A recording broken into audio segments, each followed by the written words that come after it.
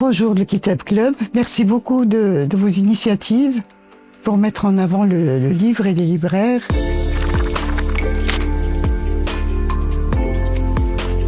Mon nom est Souad Balafrech et je dirige la librairie Khalila Wadimna à Rabat depuis les années 80.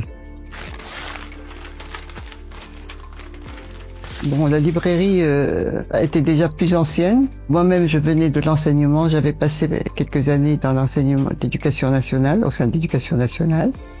Et j'ai préféré donc changer de métier pour être en contact avec les livres. Parce qu'il m'a paru que l'enseignement et les livres, c'était le même domaine, c'est le domaine de la culture. Et je garde donc un certain attachement par rapport à l'amour de la lecture et des grands classiques et des livres de grands auteurs.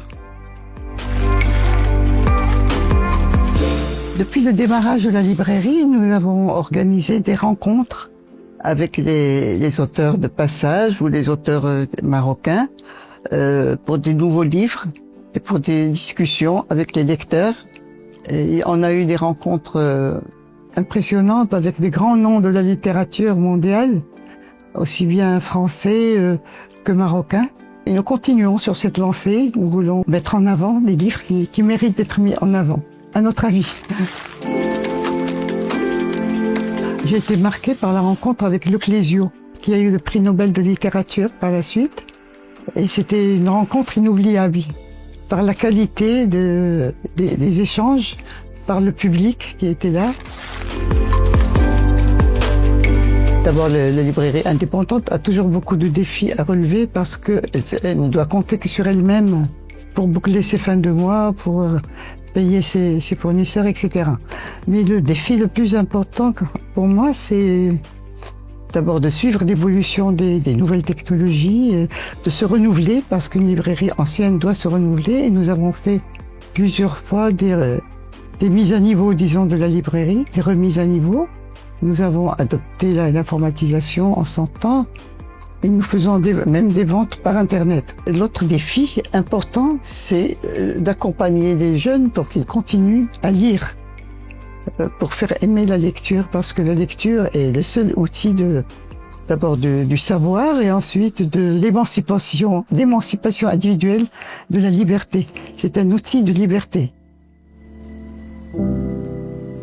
Bonjour, je suis Myriam, collaboratrice de Madame Balafrech. Alors, Khalila Wadimna, c'est vraiment un monument historique dans la ville de Rabat. Ça fait des années que l'identité veut que plus de personnes, plus de lecteurs s'intéressent à la littérature.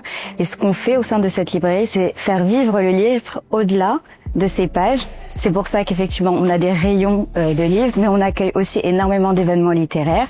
On met en valeur des auteurs qui ont déjà une grande carrière littéraire et même de nouveaux auteurs. Typiquement, la semaine dernière, on a reçu Dounia Hedni pour son premier livre, La Chouma, et c'était vraiment l'occasion de faire découvrir cette nouvelle plume à la ville de Rabat.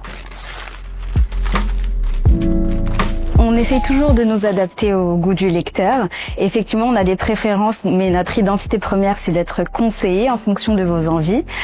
Il est vrai que des choses qu'on aime aussi énormément conseiller, c'est les beaux livres. Voilà, parce que c'est une expérience au-delà juste des mots sur les pages. C'est une expérience artistique. Ça raconte des histoires du Maroc en particulier, mais aussi du monde.